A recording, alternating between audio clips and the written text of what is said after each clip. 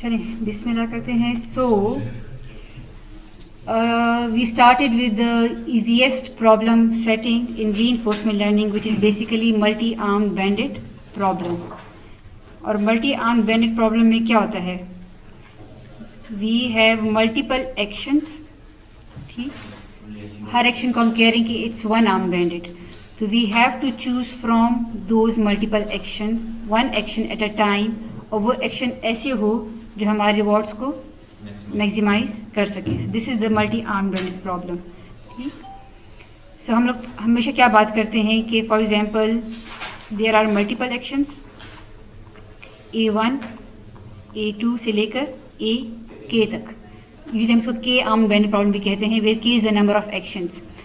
हर action को लेके हमें मल्टीपल रिवॉर्ड मिल सकते हैं.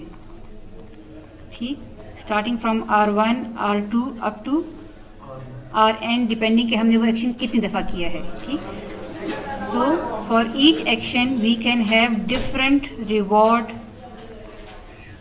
Probability distribution. हर एक्शन के मल्टीपल रिवॉर्ड हो सकते हैं. सो हम कौन सा एक्शन लेंगे? अब हर एक्शन के अगर मल्टीपल रिवॉर्ड हैं तो हर रिवॉर्ड की फिर कुछ ना कुछ प्रोबेबिलिटीज़ भी हैं. फॉर एग्जांपल R1 रिवॉर्ड अकर होने की कुछ प्रोबेबिलिटी होगी, इसी तरह R2 रिवॉर्ड अकर होने की कुछ प्रोबेबिलिटी होगी, एंड सो ऑन. सो अगर हमने एक्शन लेना है तो हमने वो एक्शन लेना है जो कि इन द लॉन्ग रन हमें ज़्यादा अवॉर्ड दे. यानी हमने वो एक्शन चूज़ करना है जिसको अगर हम for a large number of time लें तो ऑन दी एवरेज हमें अवॉर्ड ज़्यादा मिले.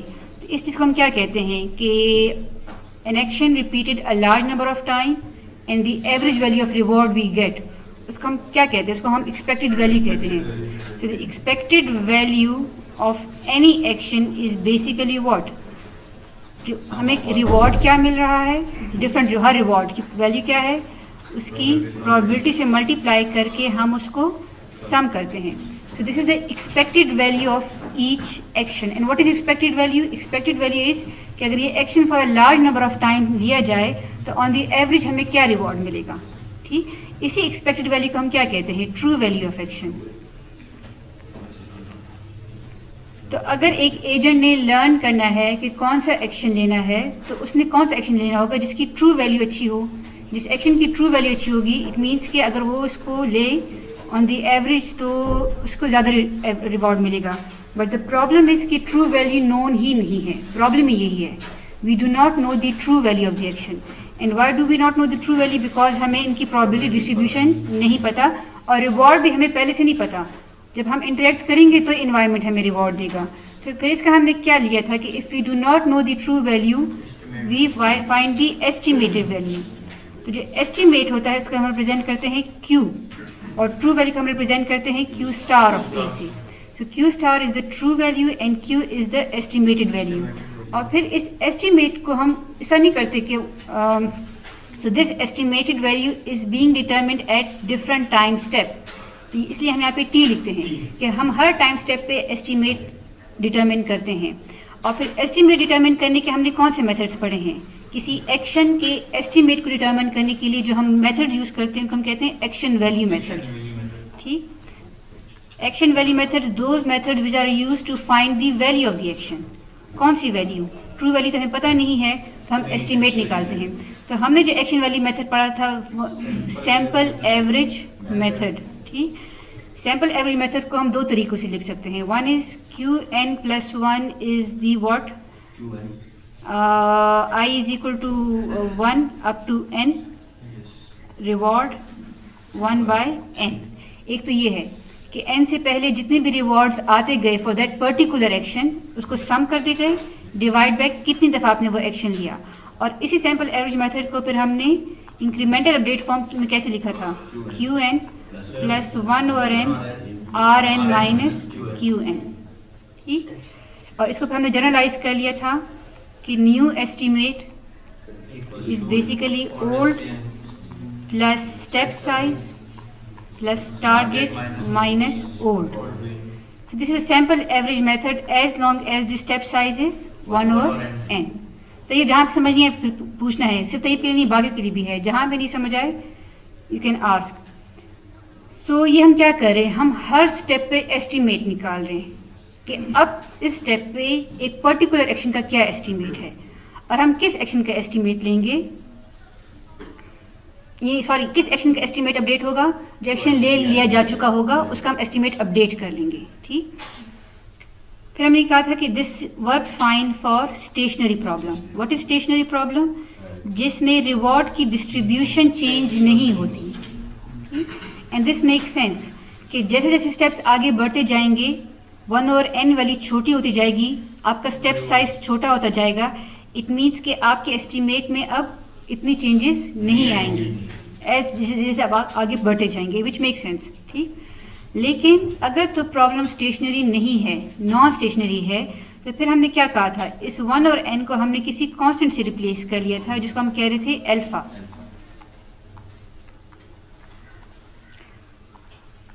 And alpha is a value between 0 and 1, ये चीज़ हमने रखनी है। ठीक, so if alpha is a value between 0 and 1, तो जब इस एक्सप्रेशन को हमने खोला था तो कुछ इस तरह के एक्सप्रेशन बन गए थे, qn + 1 is equal to alpha rn plus alpha 1 minus alpha rn-1 plus करते करते करते करते आखिर में 1 माइनस अल्फा n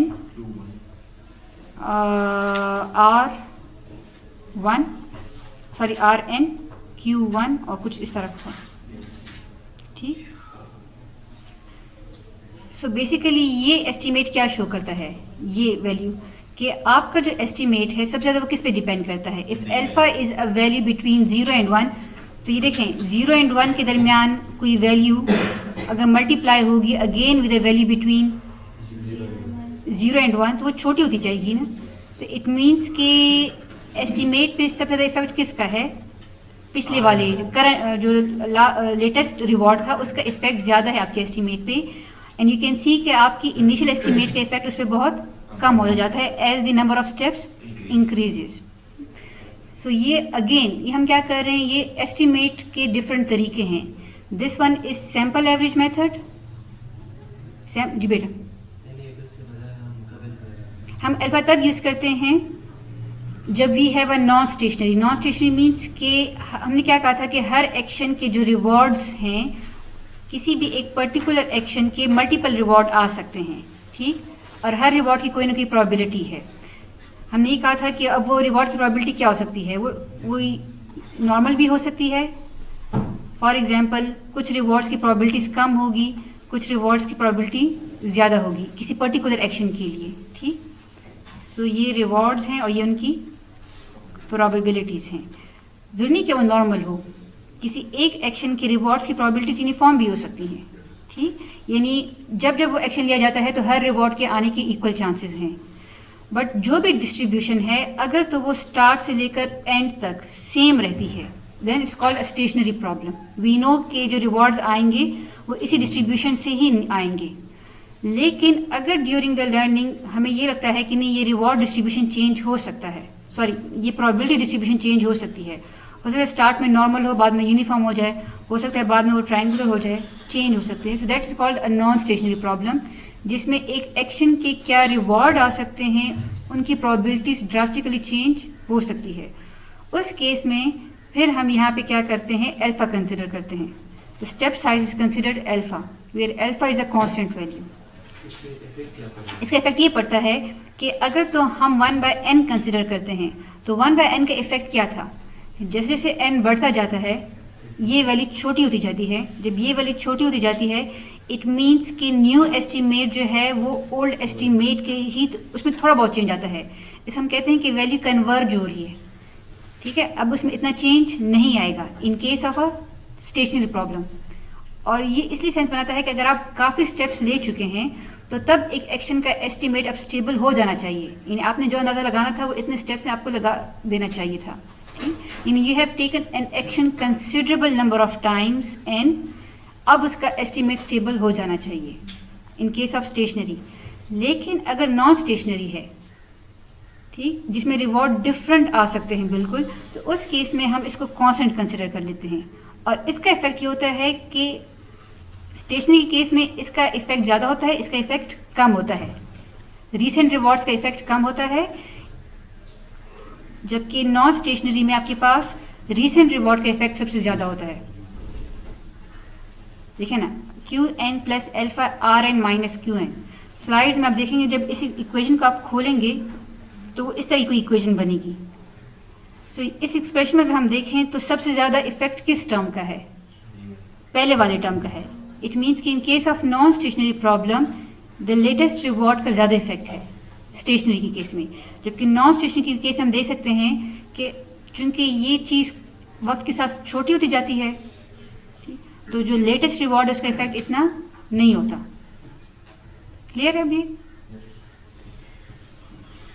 अच्छा, फिर हमने ये भी कहा था कि ये एस्टीमेट तो हम हर टाइम स्टेप पे ले रहे हैं, या तो कांस्टेंट के साथ या फिर 1 और n के साथ। लेकिन इस एस्टीमेट का हम लोग करेंगे क्या? फिर हमने फिर इस एस्टीमेट के बेस पे कोई डिसीजन भी लेना है। ठीक, यानी एजेंट ने सिर्फ एस्टीमेट नहीं निकालने कि कौन सा एक्शन बुरा है कौन सा एक्शन अच्छा है, उस एजेंट ने फिर एक्शन भी लेना है साथ साथ। ठीक, तो अगर तो एजेंट हमेशा बेस्ट एक्शन ले बेस्ड ऑन द एस्टीमेट्स, अगर वो सिर्फ एस्टीमेट्स के बेस पे उस एक्शन को चूज करता है जिसका एस्टीमेट सबसे ज़्यादा है हमेशा, उस एजेंट को हम कहते हैं ग्रीडी एक्शन, ग्रीडी एजेंट। ठीक, और हमने लास्ट टाइम देखा था कि ग्रीडी एजेंट में क्या हो रहा था कि 30% ऑफ द टाइम्स उसके जो एक्शंस थे वो वाकई में अच्छे थे, 70% ऑफ द टाइम उसको जो बेस्ट एक्शन लग रहा था वो बेस्ट एक्शन नहीं था। ठीक, इसके हमने क्या कहा था कि उसको थोड़ी बहुत एक्सप्लोरेशन भी करनी है। तो उसको कितनी एक्सप्लोरेशन करनी है और कितनी एक्सप्लॉयटेशन करनी है, उसके लिए हमने एक कांस्टेंट यूज़ किया था एप्सिलॉन। तो this epsilon is a value between 0 and 1। ठीक है, अगेन इट्स अ प्रोबेबिलिटी। तो एप्सिलॉन शो करता है अगर एप्सिलॉन की वैल्यू 0.2 है, इट मीन्स कि वो कितनी एक्सप्लोरेशन करेगा? 20% ऑफ द टाइम्स, यानी जितने टाइम उसने डिसीजन लेना है उसमें से 20% of the times he will choose random action. और 1 minus epsilon 80% of the times it will choose action, best action based on the estimate value.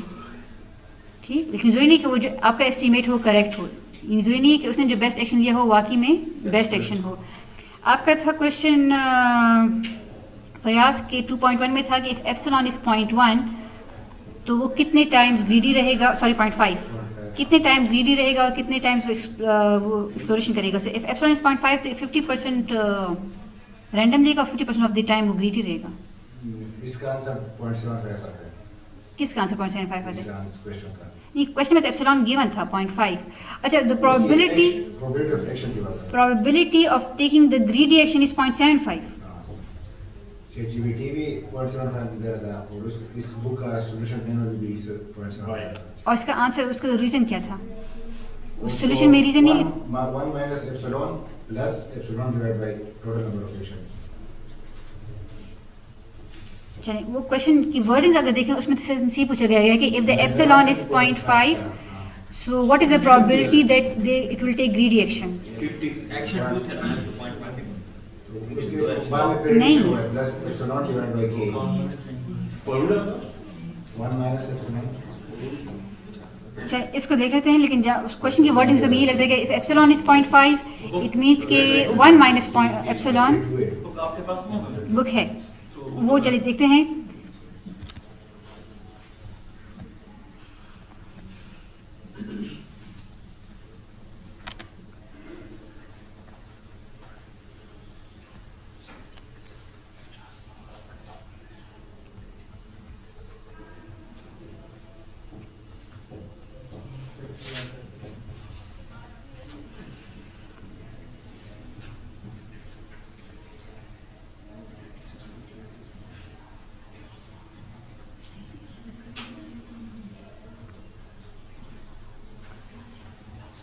In the epsilon greedy action selection, for the case of two actions and epsilon 0.5, what is the probability that the greedy action is selected?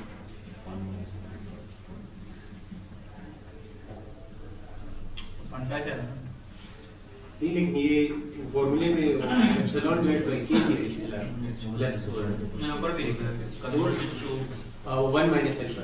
1 minus epsilon. नहीं, That is the probability of selecting the optimal action converges to greater than 1 minus epsilon, that is 2 near certainty. These are just is probability. That is exactly तो देखें दो action है ना, विच अब greedy action क्या करेगा, अब किसी एक का एस्टिमेट ज़्यादा होगा दूसरे से ना, हम ये एज्यूम करेंगे, ठीक। अगर दोनों इक्वल भी हैं तो हम इसको ग्रेटर, तो क्या प्रोबेबिलिटी है कि वो ग्रीडी सेलेक्ट करेगा, तो एप्सिलॉन अगर 0.5 है 0.5 ग्रीडी एक्शन को चूज करने की प्रोबेबिलिटी 1 minus epsilon to 0.5.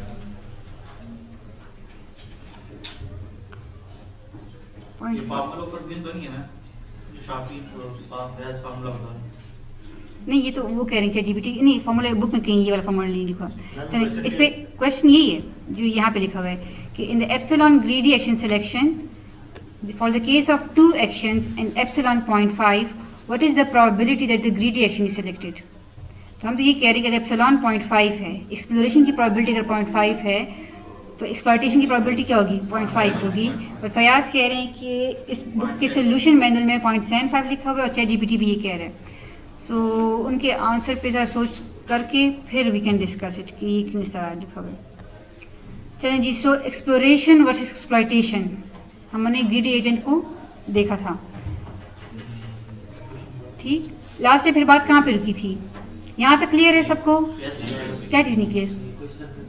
वो क्वेश्चन की हमें भी समझ नहीं आई। क्वेश्चन ये कह रहे हैं कि अगर एप्सिलॉन 0.5 है तो what is the probability of choosing the greedy action, हम ये कह रहे हैं। लेकिन इसके दो आंसर हैं, एक एक्सप्लॉयटेशन जो कि ग्रीडी सिलेक्शन है तो वो 0.5 ही बताएगा, यस। लेकिन दूसरा सॉल्यूशन ये है कि एक्सप्लोरेशन का जिसमें हम रैंडम सिलेक्शन करेंगे तो हम प्रोबेबिलिटी ऐड कर लेते हैं उस दो एक्शंस की, तो 0.5 प्लस 2.25 हो जाता है, तो इसलिए 0.7। अच्छा, उनका मतलब ये कि रैंडम होगा ना, मैं 50-50 होगा, फिर 50-50 वो होगा, आप चाहते नहीं वो है। प्रोबेबिलिटी के साथ ऐड कर लेते हैं। हम कुछ प्रोबेबिलिटी ऐड वो करते तो हैं। डिस्कस नहीं हुआ ऊपर पैराग्राफ। देखें दो एक्शंस हैं, इफ एप्सिलॉन इज 0.5 इसका मतलब है कि दोनों में से आप रैंडमली एक चूज कर लेंगे, ठीक। मैं लेकिन जी अब अगर हमसे कहा जाए कि नहीं ग्रीडी एक्शन आपका क्या प्रोबेबिलिटी है, तो अगर एप्सिलॉन 0.5 है इट मींस कि 50% of the time you will choose the greedy और 50% एक्सप्लोरेशन। अच्छा, अब ये कह रहे हैं कि हो सकता है कि जो 50% ऑफ द टाइम आपने एक्सप्लोर किया शायद वो भी ग्रीडी ही था, यानी आपने जो एक्सप्लोर किया शायद वही बेस्ट था। इस सवाल का जवाब उसने 0.75 इसलिए दिया है, वो बताना चाह रहा है कि 75% ऑफ द टाइम हम ग्रीडी एक्शन करेंगे, बिकॉज वो ये नहीं बता रहा कि किसका आंसर हाँ क्या है। एग्जैक्टली वो इसलिए कह रही हूँ कि वो 75% ऑफ टाइम इसलिए ग्रीडी एक्शन चूज करेंगे बिकॉज 50% ऑफ द टाइम तो हमने उसमें चूज किया।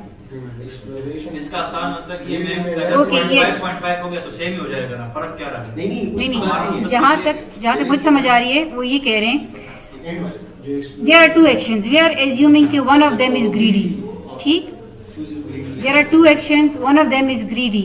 अगर तो हम एक्सप्लोरेशन करते हैं तो A2 के choose, suppose A2 is greedy, suppose exploration में A2 के चूज होने के कितने चांसेस हैं, 50%, 0.5। और ग्रीडी में A2 के मैम यही है ना 0.5 तो है, लेकिन ग्रेडियंट एस्टिमेटेड होगा ना पहले से, एक वो तो एस्टिमेटेड सेलेक्ट करेगा। मैम ये कह रहे हैं कि 0.5 है ना, तो 0.5% तो वो ग्रीडी है, ठीक है।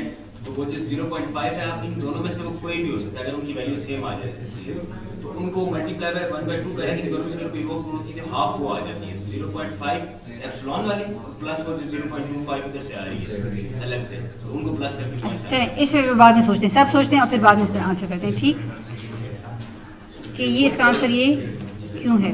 क्वेश्चन दिखाया मैंने हम दो एक्शन है ना, वो क्या मैथमेटिकली दो पर डिवाइड हो करके एस्टिमेटेड भी सेलेक्टेड हो सकता है और दूसरा भी हो सकता है, इस वजह से उन्होंने ऐड किया। मतलब एक तो ग्रीडी तो वैसे भी एस्टिमेटेड सेलेक्ट करेगा ना, अब 2 चॉइसेस रह गई हैं उसके साथ, एक्सप्लोरेशन के साथ ग्रीडी वाला एस्टिमेटेड भी वो सेलेक्ट कर सकते हैं और दूसरा भी कर सकते हैं, फिर भी डिवाइड बाय 2 कर लेंगे, क्योंकि 2 एक्शन है इसके। आप ये कह रहे हैं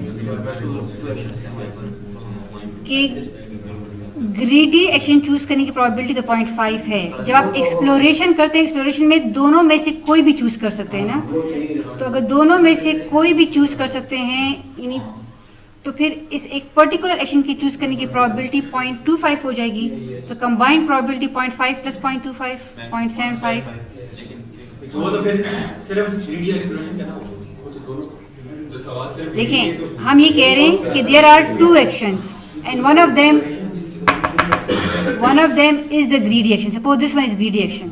अब हमने प्रोबेबिलिटी निकालनी है कि ये एक्शन कितनी दफ़ा चूज किया जाएगा। उसमें क्वेश्चन ये नहीं पूछा गया है कि आप एक्सप्लोरेशन के टाइम पे कौन सा चूज कर रहे हैं या एक्सप्लॉयटेशन के टाइम पे ग्रीडी एक्शन चूज करने की क्या प्रोबेबिलिटी है। ठीक, वही पूछ रहा है कि ग्रीडी एक्शन की प्रोबेबिलिटी क्या होगी सेलेक्ट होने की। तो ग्रीडी एक्शन की प्रोबेबिलिटी 2 दफ़ा हो सकती है सेलेक्ट होने की। एक दफ़ा ग्रीडी एक्शन की प्रोबेबिलिटी क्या होगी जब वो वाकई में ग्रीडी होगा, 0.5। Suppose A2 is the greedy action. A2 की इसको ऐसे करते हैं कि या तो हम एक्सप्लोरेशन करेंगे या हम एक्सप्लॉयटेशन करेंगे। एक्सप्लोरेशन भी विद 0.5 प्रोबेबिलिटी करेंगे और एक्सप्लॉयटेशन भी विद 0.5 प्रोबेबिलिटी करेंगे। एक्सप्लॉयटेशन करते वक्त तो A2 ही चूज होगा। एक्सप्लॉयटेशन करते वक्त A2 ही चूज होगा विद 0.5 प्रोबेबिलिटी। एक्सप्लोरेशन करते वक्त, क्योंकि एक्सप्लोरेशन की प्रोबेबिलिटी 0.5 है, तो एक्सप्लोरेशन करते वक्त इन दोनों में से A2 की चूज होने की प्रोबेबिलिटी क्या हो जाएगी, वो हाफ हो जाएगी। ठीक, so the combined probability is basically 0.75। नहीं आई, यानी हमने क्वेश्चन को नहीं समझा। क्वेश्चन में ये नहीं पूछा गया कि आपकी एक्सप्लॉयटेशन की प्रोबेबिलिटी क्या है। क्वेश्चन में ये पूछा गया है कि आपकी ग्रीडी एक्शन को चूज करने की प्रोबेबिलिटी क्या है। ठीक, सो पहले हम कहते हैं कि अगर हमें एप्सिलॉन गिवन है, अगर तो एप्सिलॉन गिवन है, एप्सिलॉन इज 0.5। 0.5 का क्या मतलब है कि हम कितने टाइम एक्सप्लोरेशन करेंगे, 50% ऑफ द टाइम हम एक्सप्लोरेशन करेंगे और एक्सप्लॉयटेशन कितनी करेंगे, 50% ऑफ द टाइम एक्सप्लॉयटेशन करेंगे। ठीक, अब एक्सप्लॉयटेशन में तो मस्ट है कि ये वाला एक्शन ही चूज किया जाएगा। तो अगर हम एक्सप्लॉयटेशन करते हैं तो 0.5% प्रोबेबिलिटी के साथ A2 चूज होगा, और अगर हम एक्सप्लोरेशन करते हैं तो फिर A2 के चूज होने की प्रोबेबिलिटी क्या है। तो एक्सप्लोरेशन की अपनी प्रोबेबिलिटी 0.5 है और उस एक्सप्लोरेशन में फिर A2 के चूज होने की प्रोबेबिलिटी क्या हो जाएगी, उसकी हाफ हो जाएगी 0.25। तो A2 की जो कंबाइंड प्रोबेबिलिटी होगी दैट विल बी 0.75। जो ग्रीडीनेस सही है, सही है। ठीक है, यही क्वेश्चन एग्जाम में आएगा। सबको समझ आ रही है? अंबर नहीं आई, आ गई है?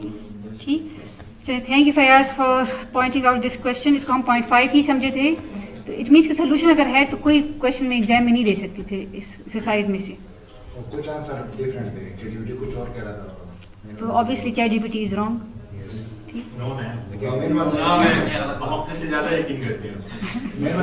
अगर पेड है तो पैसे दें तो फिर यकीन करें उस पर।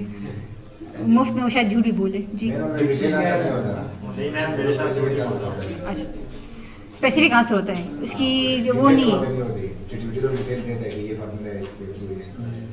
चलो ठीक, सो इट मीन्स क्वेश्चन दिए जा सकते हैं, पढ़ लें, अच्छी बात है। चलें, तो हम कहाँ तक पहुँचे थे कि एप्सिलॉन ग्रीडी क्या करता है, विद एप्सिलॉन प्रोबेबिलिटी एक्सप्लोर करेगा एंड विद 1 माइनस एप्सिलॉन वो बेस्ट एक्शन करेगा। ठीक, आते हैं उस पर। एप्सिलॉन ग्रीडी तक बात पहुंच गई थी। फिर हमने ये कहा था फिर तो एक्सप्लोरेशन में जारी बात है, फिर 0.5 डिवाइड बाई 3 करेंगे, डिवाइड बाई 3 करेंगे, बिकॉज एक्सप्लोरेशन में भी आज हम बात करेंगे। एक्सप्लोरेशन में तीनों एक्शंस के इक्वल चांसेस हैं पिक होने के। नहीं, पॉइंट देखें, एक्सप्लोरेशन की अपनी प्रोबेबिलिटी 0.5 है। एक्सप्लोरेशन की अपनी प्रोबेबिलिटी 0.5 दी थी उन्होंने बुक में। अब एक्सप्लोर करते वक्त अगर 3 एक्शंस हैं तो किसी एक की प्रोबेबिलिटी फिर 0.5 और 3 हो जाएगी। अच्छा, so we discussed epsilon greedy. फिर हमने ये कहा था लास्ट टाइम कि एक्सप्लोरेशन को मज़ीद वो करने के लिए, इंकरेज करने के लिए इनिशियल वैल्यूज़ को हम 0 के अलावा कुछ और लेंगे, बिकॉज हमने क्या कहा था कि सपोज अगर एक एक्शन है, 3 एक्शन हैं A1, A2, A3, तो तीनों की इनिशियल वैल्यूज क्या थी? पहले सबकी इनिशियल वैल्यूज हम 0 रखते हैं।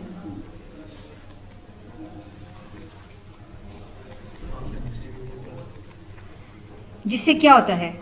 जिससे ये होता है कि अगर आप कोई रिवॉर्ड आता है किसी पर्टिकुलर एक्शन का, सपोज आपने टाइम इज इक्वल टू 1 पे A2 लिया, रिवॉर्ड 2, तो किसकी एक्शन वैल्यू अपडेट होगी? A2 की। A2 की एक्शन वैल्यू क्या हो जाएगी? 2 हो गई। अब अगर टाइम स्टेप 2 पे हम जाते हैं तो ग्रीडी एक्शन क्या करेगा? 2 को चूज करेगा, बिकॉज उसको सिर्फ मिला किसका रिवॉर्ड है? 2 को मिला है। फिर हमने इसमें कहा था कि हम एप्सिलॉन ग्रीडी, इसलिए हम एप्सिलॉन को दरमियान में ले आते हैं कि वो कुछ प्रोबेबिलिटी के साथ इन दोनों को भी चूज कर सकें। इस चीज़ को इंकरेज करने का एक और तरीका ये है कि why not take the initial values more optimistic. Optimistic क्या मतलब है कि जो रिवॉर्ड आप एक्सपेक्ट कर सकते हैं उसे थोड़ी ज़्यादा वैल्यू आप 0 ना रखें, एक पॉजिटिव वैल्यू रखें। इसका फ़ायदा क्या होगा कि अब अगर t इक्वल टू 1 पे आपने A2 लिया, तो what is the estimated value of A2? वो अभी भी 2 होगी, वो 7 नहीं होगी। लास्ट टाइम कन्फ्यूजन ये थी कि हम एस्टिमेट में ऐड कर रहे थे, एस्टिमेट में ऐड नहीं करते। न्यू एस्टिमेट क्या होता है? न्यू एस्टिमेट इज अब तक जो रिवॉर्ड आए हैं उनको आप सम करते हैं। तो अब तक कितना रिवॉर्ड आया है? 2 ही आया है। तो estimated value of A2 will be 2, it will not be 7। ठीक।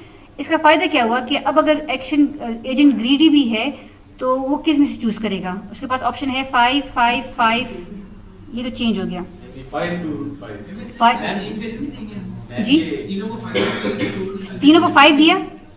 ठीक, इनिशियल एस्टिमेट्स फॉर 5, लेकिन जब एक्शन A2 लिया और रिवॉर्ड 2 आया तो उसका एस्टिमेट क्या हो जाएगा? सो व्हाट, हम एस्टिमेट कैसे निकालते हैं? पहला एस्टिमेट, हाँ, तो वो फॉर्मूला क्या कहते हैं आपको कि अब तक जो उस फॉर्मूले से भी अगर आप निकालो तो ये चीज़ आएगी Q0 plus 1/n R0 minus Q0। ठीक, तो Q0 के पास क्या है? 5 है। स्टेप आपने 1 लिया है, रिवॉर्ड आपको 2 मिला है, प्रीवियस इज 5, तो 5 माइनस 3 2 ही है। और अगर हम दूसरे फार्मूले से भी निकालें तो हमें सैम्पल एवरेज मेथड का फार्मूला क्या कहता है? आपको ये कहते हैं कि अब तक जितने भी रिवॉर्ड्स आए हैं उन सबको सम करके अब तक एक ही रिवॉर्ड आया विच इज़ 2।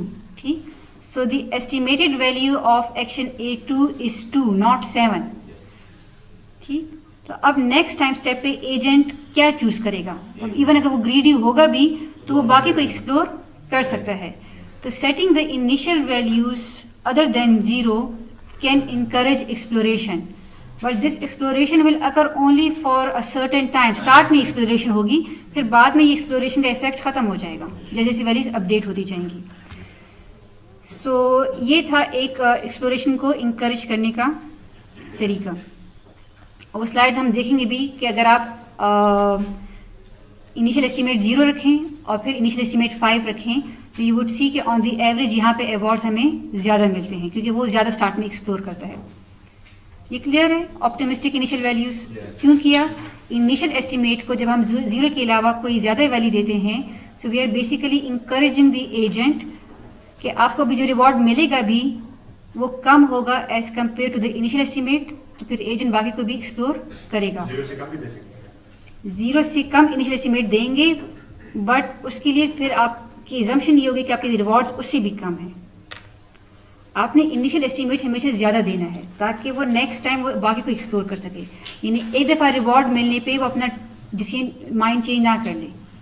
आपकी इनिशियल वैल्यूज़ इतनी ज़्यादा हों कि वो स्टार्ट के रिवॉर्ड से ज़्यादा हों कि एजेंट सिर्फ जी यस क्यों नहीं, फर्क पड़ गया ना। देखें, इनिशियली सबकी एस्टिमेट्स क्या थे? अगर 0 देते हैं तो फिर क्या होता है? अगर सबके 0 हैं एस्टिमेट्स तो फिर क्या होता है कि जो भी एक्शन स्टार्ट में लिया जाता है, चूँकि सिर्फ उसी की ही एस्टिमेटेड वैल्यू अपडेट हो जाती है और जाहिर बात है वो अगर पॉजिटिव रिवॉर्ड है तो वो 0 से ज़्यादा ही होगा। ठीक, तो ग्रीडी एजेंट क्या करेगा? उसने A1 A3 को एक्सप्लोर किया ही नहीं है और वो चूंकि A2 के एस्टिमेट ज़्यादा आ गया है तो हमेशा A2 की लेता रहेगा, which not a good thing ना। वो A2 को ले रहा है, उसको A1 A3 का पता ही नहीं कि उसकी रिवॉर्ड्स क्या हैं, और वो A2 को क्यों ले रहा है, क्योंकि उसका इनिशियल एस्टीमेट जो है, सॉरी उसका जो फर्स्ट टाइम एस्टीमेट है वो इनिशियल एस्टीमेट से ज़्यादा हो गया है। तो हम इस प्रॉब्लम को कैसे सॉल्व करते हैं कि हम इनिशियल एस्टीमेट को ज़्यादा रख लेते हैं। तो इवन अब अगर उसको रिवॉर्ड मिल भी जाता है, ठीक, it will be less than the initial estimate. 2 आ गया। अब उसके पास क्या ऑप्शंस हैं? A2 की वैल्यू है 2, A1 की वैल्यू है 5, A3 की वैल्यू है 5। तो अब वो A1 A3 को भी तो एक्सप्लोर कर सकता है ना। सो जी, ये जो रिवार्ड है, ये लेट्स से ये R जो है बिलोंग करता है रियल नंबर्स को। यस, वो और रियल नंबर्स की बिलोंग करता है। तो उस केस में अगर हमने उधर 5 रखा और अगर उधर हमें जो रिवार्ड मिला वो 6 मिल गया, उस केस में क्या होगा?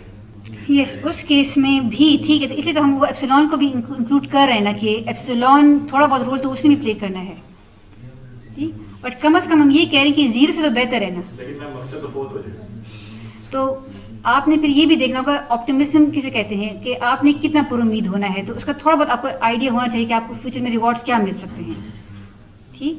अगर आपको पता है कि आपके सारे रिवॉर्ड्स नेगेटिव हैं, तो फिर तो 0 भी ऑप्टिमिस्टिक वैल्यू थी आपके अगर लिए। रियल नंबर होंगे तो हमें कैसे पता चलेगा?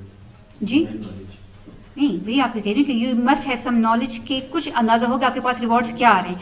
वही है कि it is some effort to promote exploration which can prove fruitful, और अगर नहीं होगा तो खैर आगे तो उसने खुद भी एक्सप्लोर तो करना है ना एप्सिलॉन के साथ, ठीक। अच्छा जी, सो ऑप्टिमिस्टिक इनिशियल वैल्यू क्या करता है? It helps in exploration in the early stages. अब जो नया एल्गोरिथम हम स्टडी करने जा रहे हैं, that is called upper confidence bound algorithm.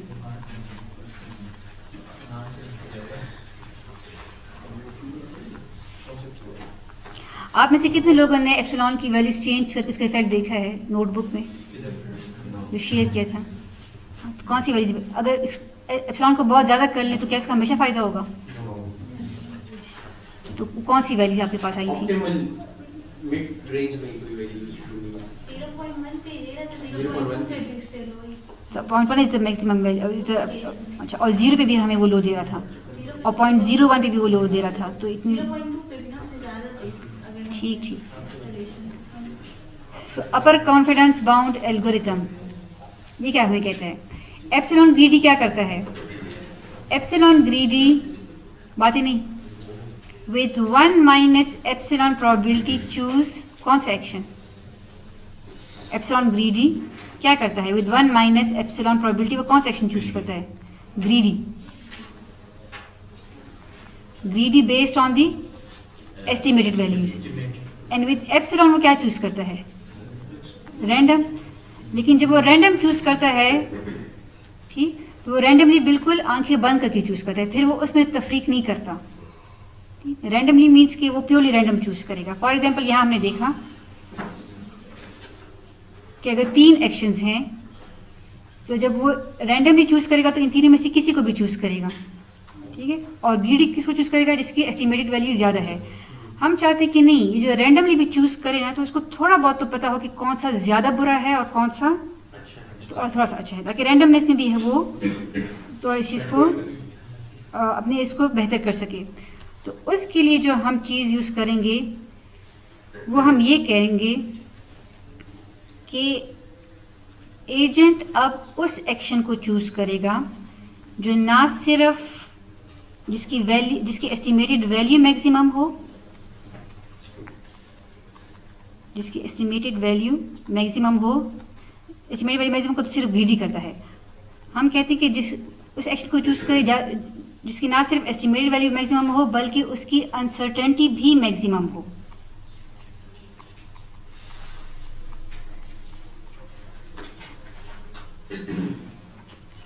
Epsilon क्या करता है? एप्सिलॉन जो है वो रैंडमली किसी को भी चूज कर सकता है, उसमें वो कोई मैट्रिक नहीं रखता, कोई तफरीक नहीं करता कि किसको चूज करना है। ग्रीडी क्या करता है? वो हमेशा मैक्सिमम वैल्यू को देता है। यूसीबी क्या करेगा? वो ऐसे एक्शन को चूज करेगा 2 पैरामीटर्स के बेस पे। एक वो जिसकी ना सिर्फ एस्टिमेटेड वैल्यू मैक्सिमम हो, बल्कि उसकी अनसर्टेनिटी भी मैक्सिमम हो। इसका क्या मतलब है? इसका मतलब ये है कि वो दोनों चीज़ों को, एक ऐसा एक्शन जो कि फॉर एग्जाम्पल अब इसको हम ऐसे देखते हैं, यस, एक्सप्लोरेशन नहीं, यानी इसको ऐसे देखें कि suppose if there is this is QT, estimated value है किसी एक एक्शन के लिए A1,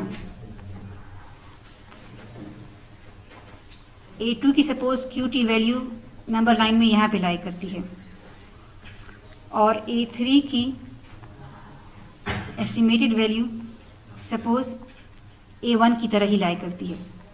so we have 3 actions. Greedy क्या करेगा, किसको चूज करेगा? A2 को चूज करेगा जिसकी QT वैल्यू ज़्यादा है। एप्सिलॉन ग्रीडी में क्या होगा, अगर तो एप्सिलॉन प्रोबेबिलिटी के साथ वो इन दोनों में से इक्वली किसी को चूज कर सकता है। अब हम चाहते हैं कि नहीं, इन दोनों में से इक्वली किसी को चूज ना करें, बल्कि इसमें भी हम कोई पैरामीटर रखना चाहते हैं कि इसमें से भी कोई अच्छा होगा, कोई बुरा होगा। कौन सा अच्छा है? हम ये कह रहे हैं कि अच्छा वो है जिसकी अनसर्टेनिटी ज़्यादा है। अब अनसर्टेनिटी का क्या मतलब है?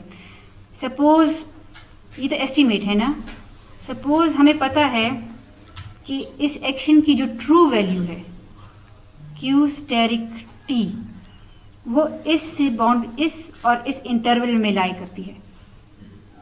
ये एस्टिमेटेड वैल्यू है, जबकि उसकी जो ट्रू वैल्यू है वो इस इंटरवल में लाई करती है। ठीक, यानी वो इनमें से कोई भी वैल्यू हो सकती है।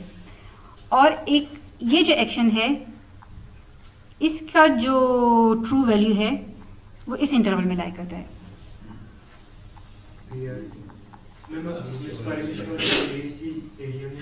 जी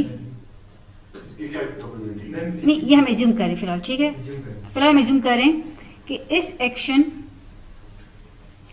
की जो ट्रू वैल्यू है उसका ये वाला इंटरवल जो है वो ज़्यादा है, जबकि दूसरे एक्शन की Q स्टार का ये वाला जो इंटरवल है ये कम है। इसको हम कहते हैं कॉन्फिडेंस इंटरवल।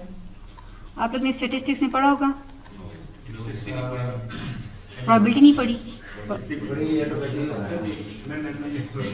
अच्छा, कॉन्फिडेंस इंटरवल, चलें एग्जैक्ट मैथमेटिकल डेफिनेशन मुझे भी नहीं पता, बट फिलहाल कॉन्फिडेंस इंटरवल ये था कि हम कितने कॉन्फिडेंस से कह सकते हैं कि ये जो वैल्यू है वो इसमें लाई करती है, इसमें। ठीक जी, रेंज है ना, प्रोबेबिलिटी तो एक वैल्यू होती है, यहाँ पे हम रेंज की बात कर रहे हैं। यस, ठीक। तो जिसका कॉन्फिडेंस इंटरवल बड़ा होता है और इसका कॉन्फिडेंस इंटरवल छोटा है, कहाँ पे हम ज़्यादा श्योर हैं? अनसर्टेनिटी कहाँ पे ज़्यादा है, कहाँ पे कम है? पहले वाले में अनसर्टेनिटी ज़्यादा है, दूसरे वाले में अनसर्टेनिटी कम है। ठीक, यहाँ तक बात समझ आ रही है? हमने फिलहाल अनसर्टेनिटी की बात कर रहे हैं कि जो एस्टिमेट है, कुछ एक्शंस की अनसर्टेनिटी ज़्यादा होगी उनकी ट्रू वैल्यूज़ के बारे में, कुछ की ट्रू वैल्यूज़ के बारे में अनसर्टेनिटी कम होगी। ठीक, यूसीबी क्या करता है? यूसीबी कहता है कि आपने वो एक्शन चूज करना है इन दोनों में से अब जिसकी ना सिर्फ वैल्यू ज़्यादा हो बल्कि उसकी अनसर्टेनिटी भी ज़्यादा हो। क्यों? इसका फ़ायदा क्या होगा? इसका फ़ायदा ये होगा कि या तो वाकई में उसकी Q स्टार वैल्यू यहाँ ज़्यादा होगी, हो सकता है ना, जिसकी ये वाली वैल्यू ज़्यादा होगी तो दो इसके हो सकते हैं, या तो वाकई में इसकी Q स्टार वैल्यू ज़्यादा होगी, इसमें हमारा ही फ़ायदा है, या अगर उसकी वैल्यू कम है भी, हो सकता है वो यहाँ पे ना हो सकता है वो एक्सट्रीम पे हो, तो फिर इसको चूज़ करने का फ़ायदा क्या होगा? फिर तो नुकसान हो गया। नेगेटिव में वो पता चल जाएगा ये बुरा है। एग्जैक्टली, इसका ये फ़ायदा है कि चलें हमने एक ऐसा एक्शन लिया है जो कि बहुत अनसर्टन था, तो कम से कम उसके बारे में हमें पता चल गया है, तो उस एक्शन को चूज़ करना जिसका अनसर्टनिटी ज़्यादा हो, उसके दो फ़ायदे हो सकते हैं, या तो वाकई में उसकी वैल्यू अच्छी होगी, या अगर बुरी होगी भी तो हमारा तो हम कंफर्म तो हो जाएंगे ना, यानी उस एक्शन के बारे में हम कंफर्म हो जाएंगे जिसकी अनसर्टनिटी ज़्यादा थी, तो दोनों केस में हमारा फ़ायदा है। तो इस अप्रोच को कहते हैं optimism in the face of uncertainty. Optimism in the face of uncertainty, और ये हमारी लाइफ की अप्रोच होनी चाहिए। When you are uncertain about something, be optimistic. ठीक, या तो वो चीज़ हमारे लिए वाकई में अच्छी होगी, लेकिन मैम अगर बहुत ज़्यादा ऑप्टिमिस्टिक हो गए तो इसलिए हम QT भी लगा रहे हैं ना, हम दो चीज़ें हैं, तो हमारा जो फार्मूला बनेगा वो ऐसे बनेगा। तो ये आपने मुझे मेरे कोड को कंप्लीट नहीं होने दिया, आप फौरन इन पेसिमिस्ट अप्रोच में आ गए। ठीक, मैम एक सवाल है ना, आते हैं, बिल्कुल ठीक सवाल है। हम ये कह रहे हैं कि आपने ऑप्टिमिज्म भी होना है, आपने अनसर्टेनिटी को भी देखना है, बट बहुत ज़्यादा अनसर्टेनिटी भी नुकसान दे सकती है। तो आपने दोनों, आपने अब जो चूज़ करना है उस एक्शन को चूज़ करना है, आर्गमैक्स, उस एक्शन को चूज़ करना है जिसकी ना सिर्फ एस्टिमेट ज़्यादा हो बल्कि उसकी अनसर्टेनिटी भी ज़्यादा हो। तो दोनों चीज़ों को हम देख रहे हैं, अब अनसर्टेनिटी को भी देख रहे हैं और उसकी क्यूटी वैल्यू को भी देख रहे हैं। क्लियर? क्यूटी वैल्यू क्या करता है? जाहिर बात है, जिसकी क्यूटी वैल्यू ज़्यादा है हम कहें कि शायद वो अच्छा हो सकता है। फिर हमने ये भी कहा था कि ज़रूरी नहीं कि वो अच्छा हो, ठीक। फिर हमने क्या कहा, चलें एक्सप्लोर करते हैं, लेकिन एक्सप्लोरेशन में फिर हम कोई फ़र्क नहीं रखते अच्छे बुरे में, कम अच्छे और कम बुरे में हम फ़र्क नहीं रखते। तो फिर हमने क्या चीज़ इंट्रोड्यूस कराई? अनसर्टेनिटी। या आप एक एक्शन को चूज़ करें जिसकी ना सिर्फ क्यूटी वैल्यू अच्छी हो बल्कि उसके बारे में हम ज़्यादा अनसर्टेन हो। अनसर्टेनिटी हमें कैसे फ़ायदा पहुंचाती है? या तो वाकई में उसकी वैल्यू अच्छी होगी, और अगर वैल्यू अच्छी नहीं भी है तो उस एक्शन को लेके हमने एक ऐसा एक्शन लिया है जिसके बारे में हम ज़्यादा अनसर्टन थे, तो हमारी ज़्यादा नॉलेज गेन हुई है। अब मैम ये कॉन्फिडेंस इंटरवल कहाँ से आती ठीक। तो इट मीन्स कि हमने किसको चूज़ करना है? एक ऐसे एक्शन को चूज़ करना है जिसका अनसर्टेनिटी लेवल सबसे ज़्यादा हो। एग्री करते हैं इस पर? ठीक। इसको कहते हैं optimism in the face of uncertainty. When you are uncertain about something, choose it, be optimistic about it. Either it will really prove good or either it will teach you a lesson. ये तो Gamble हो गया ना। Yes, it is a gamble. It is a gamble. But gambling में थोड़ी बहुत probability तो gambling ही है ना, probability भी तो gambling है। लेकिन वो थोड़ा सा आइडिया तो दे दे। तो यहाँ पे भी तो देखें, अनसर्टेन जिसका इंटरवल ज़्यादा होगा उसमें कुछ परसेंट चांस होगा ना कि ये चीज़ इधर होगी, तो प्रोबेबिलिटी तो ये भी है। अभी तक हम प्रोबेबिलिटीज भी चल रहे हैं, नहीं? देखें, एक गाड़ी जा रही है, ठीक है, उसके पास मल्टीपल एक्शन है। एग्जैक्टली। तो वो उससे कैसे पता चलेगा कि ये एक्शन लेने में? हाँ, तो या तो उसका अब तक जो पास्ट का रिकॉर्ड आया है उसके बेस पे जो एक्शन उसे अच्छा देता रहा है उसको देखे, और साथ में उसको ये भी देखे कि ये वाला, अच्छा इसकी रियल लाइफ एग्जाम्पल भी है कि इसकी ये वाला जो एक्शन था, चूंकि इसकी अनसर्टेनिटी ज़्यादा है, तो अनसर्टेनिटी आपको ये भी कह सकती है कि इसकी वैल्यू बहुत अच्छी है, ठीक। वो अनसर्टेनिटी कैसे निकालेंगे वो बात की बात है, ठीक। लेकिन आपकी बात कि वो बुरा भी साबित हो सकता है, लेकिन अगर बुरा भी साबित हो गया तो वो बुरा साबित होना भी हमारे लिए अच्छा है कि हमें एक ऐसे एक्शन का पता चल गया जो कि बहुत अनसर्टन था। नाउ वी आर श्योर, अब हम इसको आगे नहीं लेंगे। लेकिन मैम ये तो हमारे समझने के लिए ना, मशीन को तो हम ये नहीं कह सकते। मशीन को हम यही समझा रहे हैं। देखिए reinforcement learning is what, agent को कुछ नहीं पता, एजेंट को हमने ये भी नहीं बताया कि गोल है क्या। एजेंट को हम क्या कह रहे हैं कि बस इन्वायरमेंट से इंटरेक्ट करो, रिवॉर्ड्स मिलते जाएंगे, उसके बेस पे तुम्हें लर्न करना है। तो ये लर्निंग ऐसी ही होगी बेस्ड ऑन अनसर्टेनिटीज, ठीक जी। आप ये जो अनसर्टेनिटी की बाउंड आते हैं, इसमें ये इस एरिया में हम ग्रेड या इस तरह करेंगे। अब ये बात है कि अनसर्टेनिटी निकालेंगे कैसे, क्वेश्चन ये है ना, इस पर हम आते हैं। लेकिन पहले इस पर एग्री करते हैं कि एजेंट का ये डिसीजन कि उसने एक ऐसा एक्शन लेना है कि जिसकी ना सिर्फ ये वैल्यू अच्छी हो बल्कि उसकी अनसर्टेनिटी भी अच्छी हो। अनसर्टेनिटी ये कह रहे हैं कि अनसर्टेनिटी मीन्स कि उसका जो क्यू स्टार की वैल्यू, उसके बारे में हम बहुत अनश्योर हैं। बहुत अनश्योर है, इट मीन्स कि वो हमारे एस्टिमेट से बहुत दूर हो सकती है, वो बहुत ज़्यादा भी हो सकती है, वो बहुत कम भी हो सकती है। यूसीबी कहता है कि आप उस एक्शन को लें कि जिसकी सिर्फ क्यूटी वैल्यूज़ की बेस पे ना लें। फॉर एग्जांपल, अगर तो ग्रीडी है तो वो इसको लेगा, लेकिन अगर वो एक्सप्लोर करेगा तो इन दोनों में सब किसको ले? तो अगर सिर्फ एप्सिलॉन ग्रीडी करेगा तो एप्सिलॉन ग्रीडी क्या करता है? वो इन दोनों में से किसी को विद इक्वल प्रोबेबिलिटी चूज करेगा। लेकिन यूसीबी क्या करता है?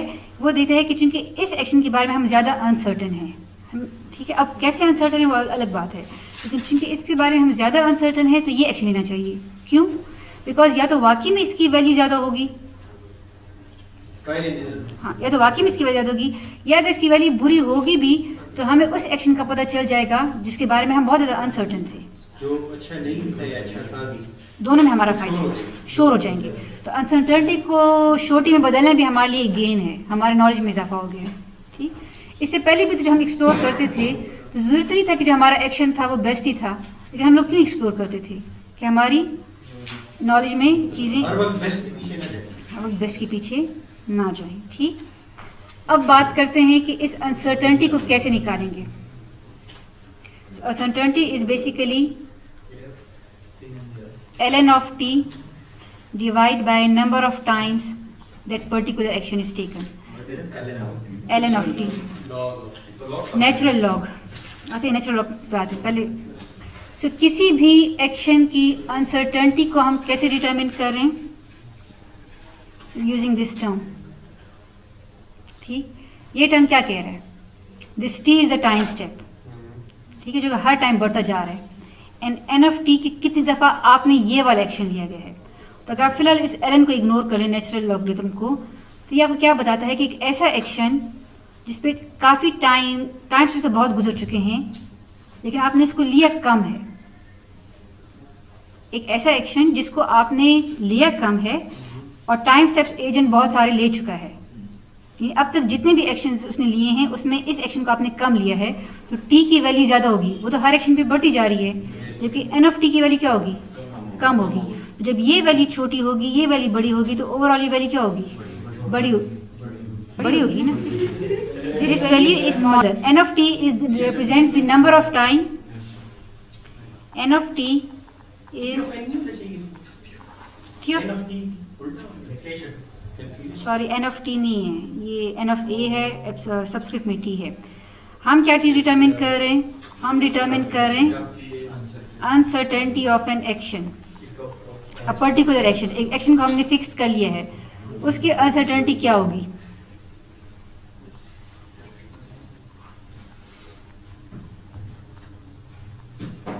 दैट पर्टिकुलर एक्शन कितनी दफ़ा लिया गया है अब तक। For example T is equal to 1000 time steps गुजर चुके हैं, एजेंट ने 1000 एक्शन लिए हैं। उन 1000 में से इस पर्टिकुलर एक्शन जो है जिसकी हम अनसर्टेनिटी निकाल रहे हैं वो क्या है, सपोज वो 10 है, सपोज, यानी 1000 टाइम स्टेप्स में अब तक ये पर्टिकुलर एक्शन 10 दफ़ा लिया गया है, तो ये वैल्यू क्या हो जाएगी, जो भी है, ठीक, कोई वैल्यू आ जाएगी। लेकिन अब अगर मैं कहूँ कि ये एन ऑफ टी 10 की बजाय 100 है, तो किस में अनसर्टेनिटी ज़्यादा होगी। जब वैल्यू छोटी होती है तब अनसर्टेनिटी ज़्यादा है, जब वैल्यू बड़ी है तब अनसर्टेनिटी कम है, ठीक। विच मेक सेंस कि जितने अगर हमने वो एक्शन कम लिया है, इट मीन्स कि वो ज़्यादा अनसर्टन है। अगर हमने वो एक्शन ज़्यादा लिया है, इट मीन्स कि अब उसकी सर्टेनिटी बढ़ती जा रही है। सो और ये नेचुरल लॉ क्यों लेते हैं, नेचुरल लॉग हम इसलिए लेते हैं जिन्हें समझना है, जिनको समझ आती है वेल गुड, जिनको नहीं आती इसको कहेंगे बस ये फार्मूले का पार्ट है। नहीं समझे, ठीक है बात, ठीक है बात। फिर कोई ना कोई लॉजिक तो होगा। यस, लॉजिक ये है कि हम नेचुरल लॉग कब यूज़ करते हैं, एक इफेक्ट को डैम्प करने के लिए यूज़ करते हैं, ठीक। लीनियरली देखें, टाइम के इंक्रीज, क्या सब एग्री करते हैं कि टी के इंक्रीज करने से अनसर्टेनिटी बढ़ेगी, ठीक। लेकिन क्या अगर मैं इस एल को हटा दूं तो क्या होगा, टी के इंक्रीज करने से अनसर्टेनिटी लीनियर इंक्रीज करेगी, यानी जितना टी इंक्रीज करेगा उतनी ही अनसर्टेनिटी इंक्रीज करेगी, अगर तो मैंने एल ना लगाया हो, ठीक। फॉर्मूला ये है ना, इसको इंक्रीज करेंगे तो ये भी इंक्रीज होगा, लीनियर फॉर्मूला है। लेकिन हम कह रहे हैं कि नहीं, इंक्रीज तो हो बट लीनियर इंक्रीज ना हो। स्टार्ट में टी के बढ़ने से अनसर्टेनिटी पे इफेक्ट आना चाहिए, लेकिन आहिस्ता आहिस्ता उसके बढ़ने का इफेक्ट कम होना चाहिए, मतलब होना तो चाहिए लेकिन अब उसका इफेक्ट, उस चेंज का इफेक्ट कम होना चाहिए। इसको ऐसे कहते हैं कि अगर देखें, अगर तो लीनियर होता है तो टाइम के साथ अनसर्टेनिटी कैसे बढ़ेगी, लीनियरली बढ़ेगी, ठीक है। लेकिन अगर इसको मैं एल कर दूं तो अभी भी बढ़ेगी, लेकिन थोड़ा सा आई थिंक यूं पड़ेगी, डैम पड़ेगा, यूं पड़ेगी, जैसे भी है, उसकी एग्जैक्ट कर मुझे नहीं पता, नहीं ये तो ज़्यादा हो गया, कुछ यूं पड़ेगा, खैर इस तरह कुछ बढ़ेगी, फिर हम अंडर रूट भी ले सकते हैं और फिर उसके रूट भी लेते हैं, दोनों काम करते हैं। नहीं, मतलब एलएन की जगह मैं कह रहा हूँ इसके रूट भी ले सकते हैं, वो भी तो दोनों डैम्पिंग इफेक्ट दे रहे हैं, ठीक है। अब एग्जैक्ट ये क्यों है, रिसर्चर ने क्यों किया हुआ है, वो फिर देख लें कि अगर एल ना हो सिर्फ स्क्वायर रूट हो, ठीक। बट अब फॉर्मूला क्या बन गया के पास, uncertainty of an action is determined as square root natural log of T divide by this. In simple terms ये क्या कह रहे हैं कि एक एक्शन जितनी ज़्यादा दफ़ा लिया जाएगा उसकी अनसर्टेनिटी उतनी कम होती जाएगी। क्लियर सबको? जो पीछे बैठे हुए हैं आशिक क्लियर है? यहाँ बेटा अंबर नज़र नहीं आ रहे मुझे, ठीक। अच्छा अपना फार्मूला फिर आप लोग बनाएं अगली उसमें, इसी को रिसर्च में लेके जाएं, इसका फार्मूला बनाएं इसके। So now the UCB tells you take an action such that वो एक्शन लें जिसके लिए किसकी वैल्यू मैक्सिमम हो, QT plus uncertainty is natural log of T divide by number of times that particular action is taken. ठीक, लेकिन इसको भी अब हमने कंट्रोल करना है कि इस अनसर्टेनिटी को हमने कितना वेट देना है, C। So C term is used to control कि इस अनसर्टेनिटी को हमने कितनी वेटेज देनी है। अगर C 1 है तो इट मीन्स कि दोनों को हम इक्वल वेटेज दे रहे हैं। अगर C 1 से कम है इट मीन्स कि इसकी वेटेज कम है और एस्टीमेट की वेटेज ज़्यादा है।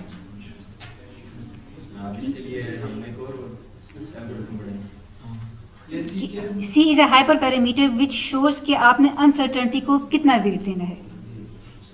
ठीक, अगर C की वैल्यू मैं 1 कंसिडर करूं, इसका क्या मतलब होगा कि सपोज दो एक्शंस हैं, दोनों के एस्टीमेट सेम है, अनसर्टेनिटी में फ़र्क है, तो कौन सा वाला चूज होगा? जिसकी ज़्यादा होगी। ठीक, लेकिन अगर मैं C की वैल्यू कम रखूं तो अब ज़्यादा वेटेज किसको दी जाएगी? एस्टीमेट को। सो C is the value that shows कि आपने इस अनसर्टेनिटी को कितना वेटेज देना है। C अल्फा है, इस हाइपर पैरामीटर। तो इसमें भी आप एल्गोरिथम में C की वैल्यू 1 चेक करेंगे, फिर कुछ और प्लग इन करेंगे, देखेंगे कि किस पे आपको बेस्ट रिजल्ट देगा।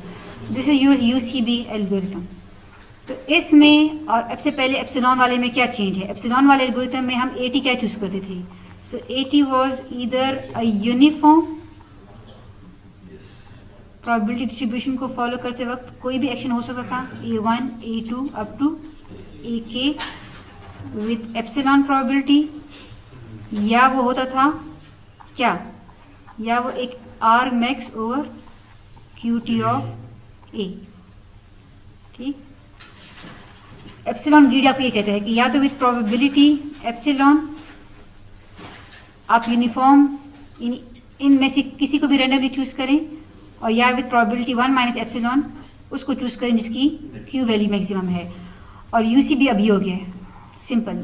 तो आपको जो नोटबुक दी गई है उसमें एप्सिलॉन ग्रीडी को आप आसानी से UCB में चेंज कर सकते हैं। कोड में ये चीज़ प्लग इन करें एंड फिर देखें कि ऑन द एवरेज रिवॉर्ड इससे ज़्यादा मिल रहे हैं या कम मिल रहे हैं। ठीक, सो UCB का जो है, अब ये जो एल्गोरिथम है एप्सिलॉन ग्रीडी, ये सिर्फ मल्टी आर्म ब्रांडेड पे काम नहीं करता, ये रीइंफोर्समेंट लर्निंग के आगे भी काम कर सकता है जब हम आगे पढ़ेंगे मार्कोव डिसीजन प्रोसेस।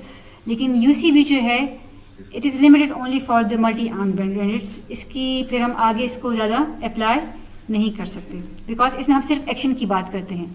जैसे हमने आगे क्या पढ़ा था कि मल्टी आर्म ब्रांडेड में सिर्फ एक्शंस होते हैं, मार्कोव डिसीजन प्रोसेस में फिर हमारे पास स्टेट्स भी आ जाएंगे। So UCB can not be applied on Markov decision process then, जबकि पे ही है। क्लियर है? अच्छा, सो उसका किसी ने क्वेश्चन पूछा ही नहीं है। नहीं, क्वेश्चन तो पूछे कि इसको अपर कॉन्फिडेंस बाउंड कहते क्यों हैं? हम तो अनसर्टेनिटी की बात कर रहे थे, तो ये अपर कॉन्फिडेंस बाउंड कहाँ से आ गया?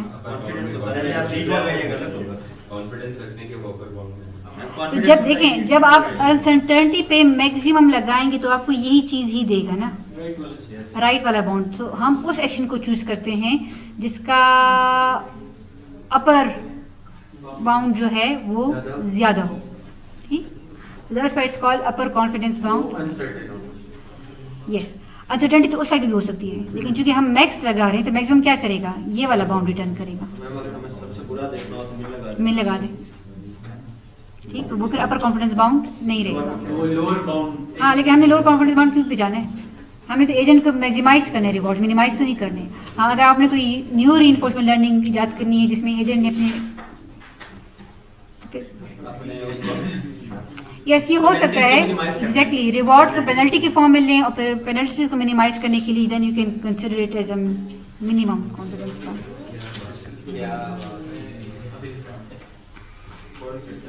चलिए जी, अब आते हैं नेक्स्ट प्रॉब्लम।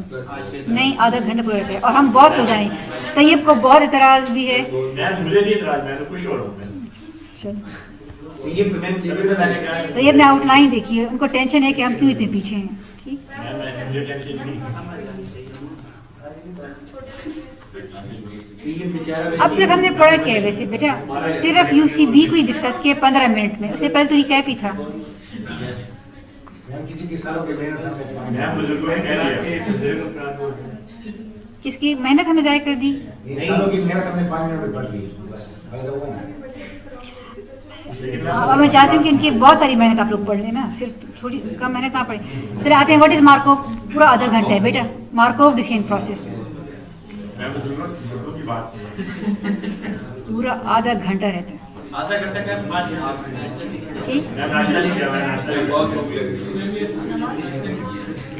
आप हमें मैम ये बताइए कि आरएल यूज कर सकते हैं जी, आरएस को यूज कर सकते हैं, काम कर सकते हैं। फिलहाल मल्टी आर्म बैंड प्रॉब्लम का आप यूज़ कर सकते हैं। जो मैंने आपको एक सिनेरियो बताया था कि एड्स को if you have multiple ads आपने डिस्प्ले कराने हैं, you have to decide which ad to choose जो आपको वो दें। ठीक, that is a multi arm band problem. इस तरह एक और एग्जांपल है।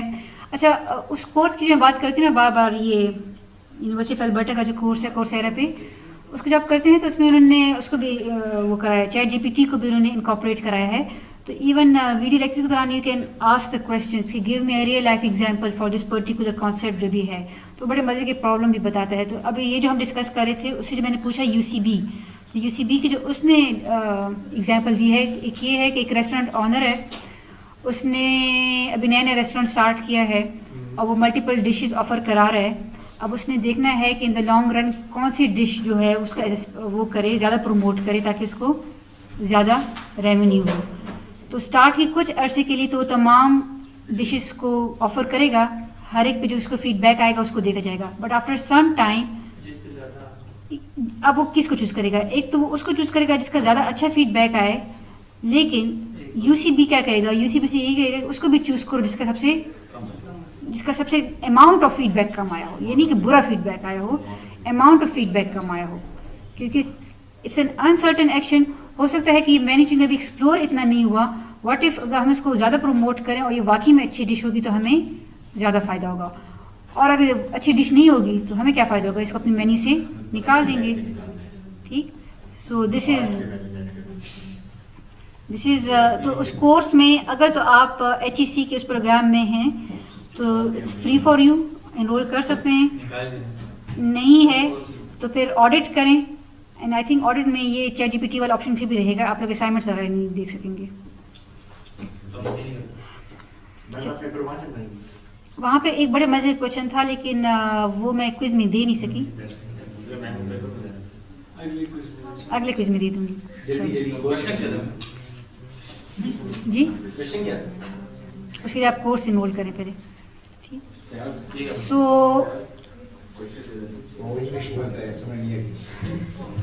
ठीक, सो what is Markov decision process? अब हमने मल्टी आर्म बैंडेड प्रॉब्लम में हमने क्या कहा था कि हमारे पास कितने स्टेट्स होते हैं?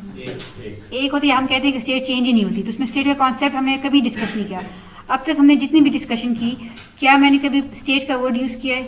नहीं, हम एक्शंस की बात कर रहे थे कि कौन सा एक्शन लेना है। ठीक, अब हम किसकी बात करेंगे? स्टेट्स की बात करेंगे। तो it's a more generalized form.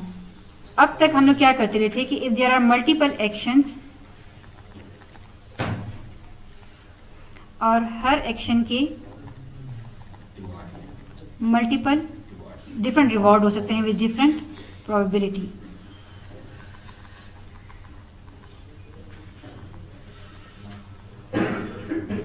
एक टाइम इंस्टेंट पे suppose I take one action, इनमें से मैं कोई एक एक्शन चूज करती हूँ और वो एक्शन चूज करके मुझे एक पर्टिकुलर रिवॉर्ड मिलता है।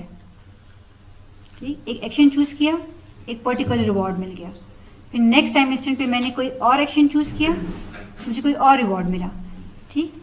सो माई एक्शन जो है वो स्टेट में उसका कोई जिक्र नहीं कि वो स्टेट पे डिपेंडेंट है या नहीं, हम एक्शन लेते हैं और हमें इमीडिएट रिवॉर्ड मिल जाते हैं।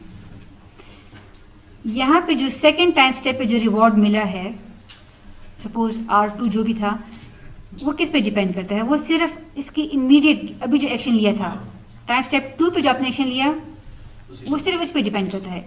वो रिवॉर्ड इस पे डिपेंड नहीं करता कि उससे पहले आपने क्या क्या एक्शंस लिए हैं, लास्ट एक्शन से पहले कौन से एक्शन लिए हैं, वो इस पे डिपेंड नहीं करता। इट मीन्स कि अब तक हमारे मल्टी आर्म बैंडेड प्रॉब्लम में एक्शंस के डिलेड इफेक्ट्स हमने नहीं देखे। एक एक्शन का इफेक्ट क्या होगा, एक्शन अगर अच्छा होगा तो रिवॉर्ड अच्छा मिलेगा, एक्शन अगर आपने अच्छा चूज नहीं किया होगा तो आपका इमीडिएट रिवॉर्ड शायद अच्छा ना हो।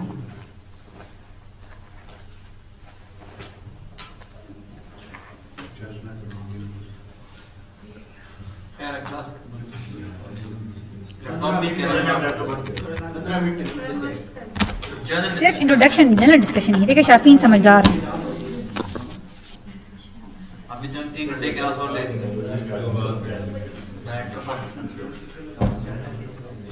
वो तो मैम उनको तो पूछ के भी ठीक। और फिर आप लोग कह रहे हैं कि इनको पब्लिक कर लें इसको। अच्छा अब अच्छा, सो अब स्टेट्स की बात करते हैं। स्टेट में क्या होता है कि नाउ द एक्शन डिपेंड्स कि आप किस स्टेट में हैं। यहाँ पे हम सिर्फ एक एक्शन की अच्छे और बुरे होने की बात करते थे, इरिस्पेक्टिव कि हम किस स्टेट में हैं। अब हम किसकी बात करेंगे कि क्या एक एक्शन सिर्फ अच्छा बुरा नहीं है, बल्कि क्या एक्शन उस स्टेट में अच्छा है या बुरा है, ठीक। तो अब अगर हम ट्रू वैल्यू ऑफ एक्शन की बात करते थे इन मल्टी बैंडेड प्रॉब्लम, अब हम किसकी बात करेंगे, true value of action and state दोनों।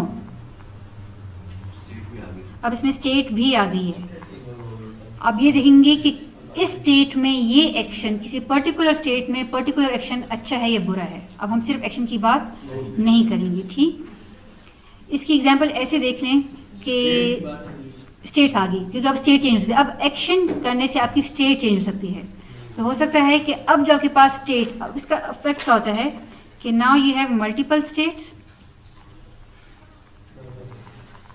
आपके पास ये डिफरेंट स्टेट्स हैं, S1, S2, सपोज SK।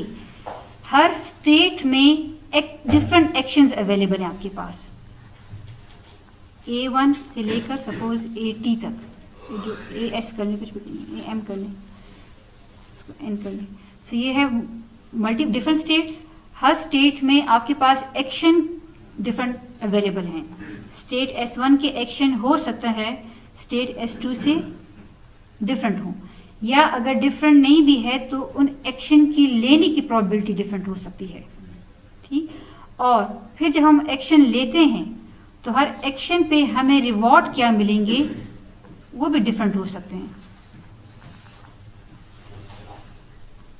तो अब हम डिफरेंट प्रोबेबिलिटीज की बात करेंगे। स्टेट कौन सा चूज कर रहे हैं उसकी प्रोबेबिलिटी होगी, फिर उस स्टेट में एक्शन कौन सा चूज करेंगे उसकी प्रोबेबिलिटी होगी, फिर उस एक्शन पे हमें रिवॉर्ड मिलने के क्या चांसेस हैं उसकी प्रोबेबिलिटीज होंगी। तो बहुत ज़्यादा प्रोबेबिलिटीज और एस्टिमेटेड वैल्यूज इसमें आ जाएंगी, ठीक। And now you can see कि an action can have a delayed effect. कैसे, सपोज आपने इस स्टेट में ये वाला एक्शन ले लिया सपोज, और ये वाला नहीं लिया। जब आपने ये वाला एक्शन लिया, एक पर्टिकुलर रिवॉर्ड मिला, और पर्टिकुलर रिवॉर्ड मिलने के बाद आप एक दूसरे स्टेट में चले गए, और उस स्टेट में आपके पास क्या एक्शंस हैं वो डिफरेंट होंगे और उनके रिवॉर्ड्स डिफरेंट होंगे। तो फॉर एग्जांपल इस स्टेट में मैंने एक एक्शन लिया, रिवॉर्ड मिला, मैं दूसरे स्टेट में गई, एक्शन लिया, रिवॉर्ड मिला। ये रिवॉर्ड किस पे डिपेंड करता है, इस पे सिर्फ आपके लास्ट एक्शन पे डिपेंड नहीं करता, बल्कि उससे पिछले एक्शन पे भी डिपेंड करता है। बिकॉज उसके पिछले एक्शन से आपकी स्टेट चेंज हो गई, स्टेट से आपकी एक्शन स्पेस चेंज हो गई, एक्शन स्पेस से चेंज से आपके रिवॉर्ड चेंज हो गए। So now the actions have delayed effects, यानी अभी जो आप एक्शन ले रहे हैं उसका इफेक्ट सिर्फ इमीडिएट रिवॉर्ड पे नहीं होगा, बल्कि चूंकि आपकी स्टेट को चेंज कर सकता है, और जब स्टेट चेंज हो गई है तो एक्शन की ऑप्शन चेंज हो गए हैं, एक्शन के ऑप्शन चेंज हो गए तो रिवॉर्ड भी डिफरेंट आ सकता है। सो वी से कि इन MDPs हम दो बातें करते हैं, एक्शंस हैव डिलेड इफेक्ट्स। ठीक, एक्शन के अब डिलेड इफेक्ट्स होंगे। आगे बात क्लियर है? अच्छा, अब अगर एक्शन के डिलेड इफेक्ट हैं तो अभी हमने सिर्फ इमीडिएट रिवॉर्ड को नहीं देखना कि मैं जो इमीडिएट रिवॉर्ड मिले वो मैक्सिमम हो, बल्कि अब मेरी कोशिश क्या होगी कि इसके बाद जितने भी रिवॉर्ड्स मुझे मिले वो सब मिला के वो मैक्सिमम हो। ठीक, सो अब हम एक नया टर्म इंट्रोड्यूस कराएंगे, that is called return. Return is the sum of rewards from the next step till the end. ठीक, रिटर्न क्या होता है, यानी मल्टी आर्म बैंडेड प्रॉब्लम में हम सिर्फ इमीडिएट रिवॉर्ड में इंटरेस्टेड थे। एमडीपी में हमने एक ऐसा एक्शन चूज करना है, एक ऐसे स्टेट में जो सिर्फ इमीडिएट रिवॉर्ड को मैक्सिमाइज ना करे, बल्कि उसके बाद जितने भी रिवॉर्ड्स आए उन सबको मैक्सिमाइज करे। ठीक, तो इसको हम कहते हैं कि हमने एक ऐसा एक्शन लेना है जो हमारे रिटर्न को मैक्सिमाइज करे। सो रिटर्न इज नथिंग, इसको रिप्रेजेंट करते हैं जी ऑफ टी से, and G of T is simply time t1 से लेकर ये नेक्स्ट टाइम स्टेप से t is equal to t से लेकर या t+1 से लेकर आखिर तक। अब आखिर को हम कैसे रिप्रेजेंट करते हैं, वो डिपेंड करता है कि हमारी फिनिट नंबर ऑफ स्टेप्स हैं या इनफिनिट नंबर ऑफ स्टेप्स हैं। सपोज हम ये करते हैं कि हमारे पास फिनिट नंबर ऑफ स्टेप्स हैं n, तो रिटर्न क्या होगा, किसी भी टाइम स्टेप पे रिटर्न क्या है, जी ऑफ टी, कि t से लेकर n तक जितने भी रिवॉर्ड्स आपके पास मिलते जाएं उन सबको सम करते जाएं। So that will be called return. यानी हो सकता है कि फॉर एग्जांपल मैंने एक एक्शन लिया, उस एक्शन से स्टेट चेंज हुई, उस स्टेट से मेरे पास पहला रिवॉर्ड आया, सपोज 2 आया, फिर उस स्टेट में मैंने दूसरा एक्शन लिया, उससे एक और रिवॉर्ड आया 3, फिर मैंने उस स्टेट में तीसरा एक्शन लिया, एक और रिवॉर्ड मिला 4, एंड सपोज एपिसोड खत्म। क्या पता स्टेट चेंज ना हो, वो उसके बाद में आती है सब, लेकिन पहले जरा return question, what is return. तो रिटर्न क्या होगा, रिटर्न होगा ये रिवॉर्ड, उसका अगले वाला रिवॉर्ड, उसका अगले वाला रिवॉर्ड। तो एक सिनेरियो सपोज ये है, और दूसरा सिनेरियो ये है आपके पास कि पहले में तो आपको ज़्यादा मिल गया लेकिन आगे आपको कम मिलते गए। तो अब एजेंट की कोशिश क्या होगी, इमीडिएट रिवॉर्ड को मैक्सिमाइज करना या रिटर्न को मैक्सिमाइज करना, रिटर्न को मैक्सिमाइज करना। यानी वो सिर्फ मुझे ये वाला ना दे बल्कि आखिर तक जो रिवॉर्ड ज़्यादा जाए वो मेरे पास मैक्सिमाइज हो। एक्शन लेगा, उससे जो इफेक्ट आएंगे उन सब के जो रिवॉर्ड से कैलकुलेट करेगा। यस, अब वो हम देखेंगे वो कैसे करते हैं कैलकुलेट। इसका मतलब ये भी होगा कि जो वो एक्शन ले रहा होगा तो वो उस सेक्शन को भी चूज कर सकता है जिसका रिवॉर्ड कम हो। एग्जैक्टली, इस केस में उसको चूज करेगा जिसका इमीडिएट रिवॉर्ड कम हो, हम पढ़ेंगे इसको आगे, लेकिन उसका लॉन्ग टर्म इफेक्ट जो है वो ज़्यादा हो। तो इसलिए हम रिटर्न की बात करते हैं कि now the agent will try to maximize the return, where return is defined as the sum of rewards from the next step till the last. ये बात क्लियर है सबको? ठीक, ये कैसे करते हैं हम अगली क्लास में देखेंगे। एमटीपी की सिर्फ ये चीज़ देखेंगे कि स्टेट चेंज होने की हम क्या बात करते हैं। तो इसमें एग्जांपल है, एक रैबिट है, ये रैबिट है, ठीक। तो उसके पास सपोज एक साइड पे कोई चीज़ है और दूसरी साइड पे भी कोई चीज़ है खाने की, ठीक है। कैट है, ये ग्रास है, ये बोन है, खैर कैट ग्रास पे खाती है। अब उसके पास अगर वो ग्रास खाती है तो +2, अगर तो वो बोन लेती है तो +10। तो उसको क्या करना चाहिए, लेफ्ट जाए या राइट जाए?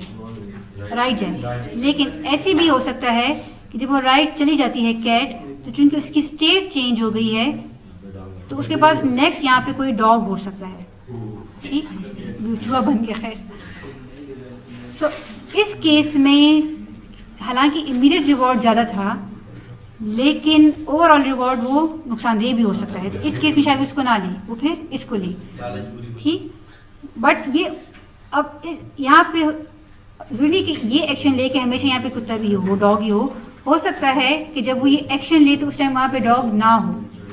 इससे इसका क्या मतलब निकलता है कि एक स्टेट में जब आप एक एक्शन लेते हैं तो ज़रूरी नहीं कि आप हमेशा एक पर्टिकुलर स्टेट में ही जाएं, आपकी स्टेट जिसमें जाते हैं वो भी डिफरेंट हो सकती है, ठीक। So for one state for particular action बताइए बातें नहीं। एक स्टेट में जब आप एक सर्टन एक्शन लेते हैं, ज़रूरी नहीं है कि वो एक्शन आपको हमेशा एक पर्टिकुलर स्टेट में लेके जाए। ठीक? जैसे कि टैक्सी की एग्जांपल थी, टैक्सी में इन्वायरमेंट में हमने क्या देखा था कि दरमियान में वॉल्स भी थी, तो हो सकता है कि अगर टैक्सी यहाँ पे है और वो ईस्ट ले, बेशक उसने ईस्ट का एक्शन लिया हो, उसकी लोकेशन चेंज नहीं होगी, लेकिन अगर टैक्सी यहाँ पे है और वो ईस्ट का एक्शन लेती है तब उसका स्टेट चेंज हो रहा है। तो इंशाल्लाह MDPs को फिर हम इंशाल्लाह कल आगे मज़ीद देखेंगे।